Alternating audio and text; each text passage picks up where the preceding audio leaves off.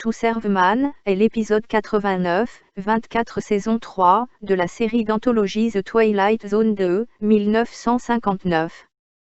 Il a été diffusé à l'origine le 2 mars 1962 sur CBS. Scénario basé sur une nouvelle de Damon Knight 1950 du même titre, l'épisode a été écrit par Rod Serling et dirigé par Richard Elber. Il est considéré comme l'un des meilleurs épisodes de la série, en particulier pour sa tournure finale. Description: l'épisode commence avec Michael Chambers enfermé seul dans une pièce spartiate avec un lit de bébé. Une voix lui propose un repas, livré à travers une petite ouverture dans le mur, qu'il refuse obstinément. Le décor change à plusieurs mois plus tôt, sur Terre.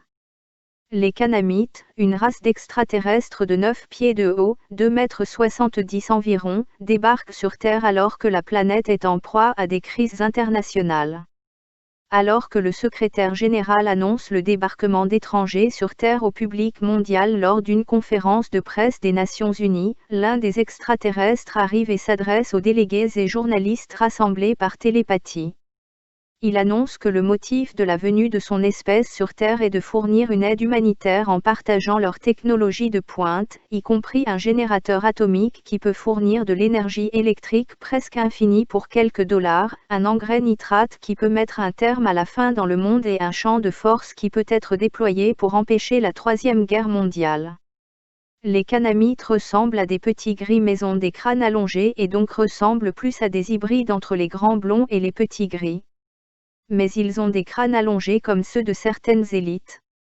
Ainsi, une femme, Karen Rhodes, ayant travaillé pour la Banque mondiale, accuse une race de crânes allongés, les Homo capensi, qui ressemblent aux crânes Hackers, de mettre en esclavage l'humanité par la dette bancaire.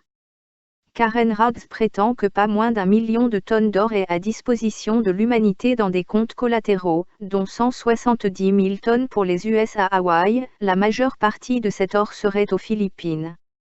Pour revenir à notre fiction. Après avoir répondu aux questions, le Canamite part sans commentaire et laisse un livre en langue canamite, ce qui conduit à la mise en service de Michael Chambers, un cryptographe du gouvernement américain. Au départ, méfiants face à une race extraterrestre venue, sans être invités, les dirigeants mondiaux commencent à être persuadés de la bienveillance des Canamites lorsque leur technologie de pointe résout le problème de la faim dans le monde en multipliant les récoltes, puis les crânes allongés mettent fin aux pénuries d'énergie et à la course aux armements en donnant les énergies libres. La confiance dans les Canamites semble justifiée lorsque Patty, membre de l'équipe de cryptographie dirigée par Chambers, décode le titre du livre Canamite, To Serve Man. Les Canamites se soumettent à un interrogatoire et à un polygraphe, donc une sorte de détecteur de mensonges, à la demande des délégués de l'ONU. Lors de la déclaration de leurs intentions bienveillantes, le polygraphe indique que le Canamite dit la vérité. Bientôt, les humains se portent volontaires pour des voyages sur la planète natale des Canamites, qu'ils décrivent comme un paradis. Les Canamites ont maintenant des ambassades dans toutes les grandes villes du monde. Les forces armées américaines ayant été dissoutes et la paix mondiale atteinte, le personnel qui doit décrypter du code n'a pas de vrai travail à faire, mais Patty essaie toujours de comprendre le sens du texte de To Serve Man. Le jour arrive pour l'excursion de Chambers sur la planète Canamite. Au moment où il monte les escaliers d'embarquement du vaisseau spatial, Patty court vers lui avec une grande panique. Tout en étant retenu par un garde Canamite, Patty crie « Monsieur Chambers, ne montez pas dans ce vaisseau spatial. J'ai décrypté la fin du livre, To Serve Man, c'est un livre de cuisine. » Chambers essaie de redescendre les escaliers en courant, mais un Canamite le bloque, les escaliers se rétractent et le vaisseau décolle. Chambers est maintenant dans l'espace, et se retrouve dans une cellule et se voit à nouveau offrir un repas. Il le jette au sol, mais un Canamite le récupère et l'encourage à manger. « Nous ne voudrions pas que vous perdiez du poids. » Ce qui sous-entend que les Canamites sont cannibales et aiment manger de la chair humaine. Enfin Chambers, dans l'un des rares exemples de la série où un personnage brise le mur de la 4e dimension, dit au public « Et vous ? Vous êtes toujours sur Terre ou dans le vaisseau spatial avec moi ? Vraiment cela ne fait pas grande différence, car tôt ou tard, nous serons tous au menu, nous tous. L'épisode se termine alors que Chambers cède et rompt sa grève de la faim. Narration de clôture les souvenirs d'un Michael Chambers, avec des flashbacks et un soliloque approprié. Ou, plus simplement, l'évolution de l'homme. Le cycle du passage de la poussière au dessert. La métamorphose d'être le dirigeant d'une planète à un ingrédient dans la soupe de quelqu'un. C'est la facture de ce soir de la Twilight Zone. Voici qu'à cause de la pandémie du Covid-19 l'humanité a été emprisonnée et a été obligée de porter un masque.